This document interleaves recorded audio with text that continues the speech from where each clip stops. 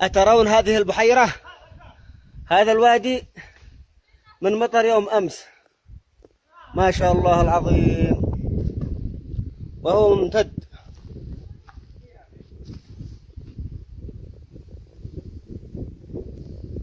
سباحة.